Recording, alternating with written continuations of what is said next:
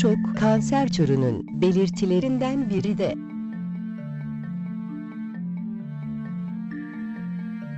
erkeklerde kanser belirtileri, erkeklerde sık görülen ve belirtileri göz ardı edildiğinde tedavi süreci geciken kanser türlerinin dikkate alınması gereken belirtileri. 1. Sık idrara çıkma. 50 yaşın üzerindeki erkeklerin birçoğunda görülen bu sıkıntıya beraberinde işeme problemleri eşlik ediyorsa bu büyük prostat bezinin göstergesi olabilir. Mutlaka herhangi bir probleminiz olmasa da 50 yaşından sonra prostat muayenenizi yaptırın. Erken dönemde teşhis edilen prostat kanserinden tedaviyle kurtulmak mümkündür. 2.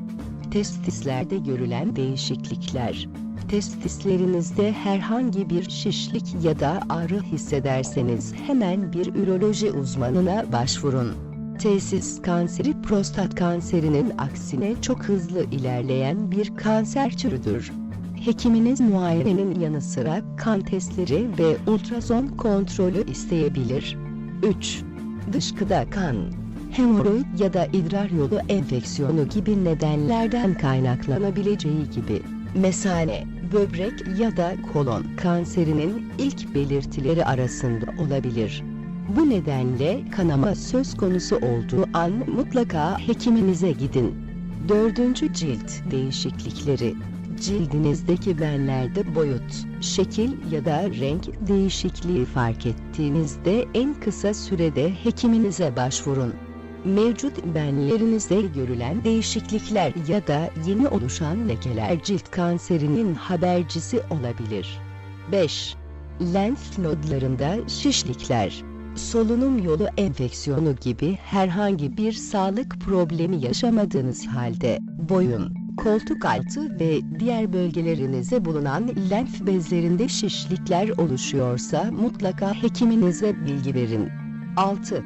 Yutma zorluğu. Bazı insanlar herhangi bir sorun olmasa da zaman zaman yutma zorluğu yaşayabilirler. Ancak bu probleme kilo kaybı ve kusma da eşlik ediyorsa hekiminize başvurun. Bu belirtiler boğaz ve mide kanseri belirtileri olabilir. Hekiminiz bu ihtimalleri elemek için sizden tetkikler isteyebilir. 7. Mide yanması. Yeme içme alışkanlıklarınızda bir değişiklik yapmadığınız, stres yaşamadığınız bir dönemde olduğunuz halde mide yanması, ekşimesi problemi yaşıyorsanız mutlaka hekiminize başvurun. Bu belirtiler mide ve boğaz kanserinin habercisi olabilir. 8. Ağızda görülen değişiklikler. Eğer sigara içiyorsanız veya tütün çiğniyorsanız ağız kanseri riski görülme ihtimaliniz yüksektir. Son dönemde ağız içi veya dudaklarınızda beyaz veya kırmızı lekeler oluşmaya başladıysa mutlaka diş hekiminize başvurun.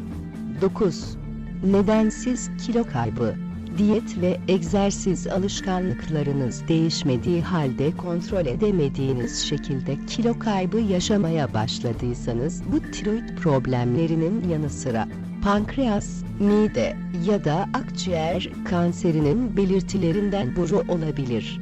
Bu durumda mutlaka hekiminize başvurun. 10. Ateş.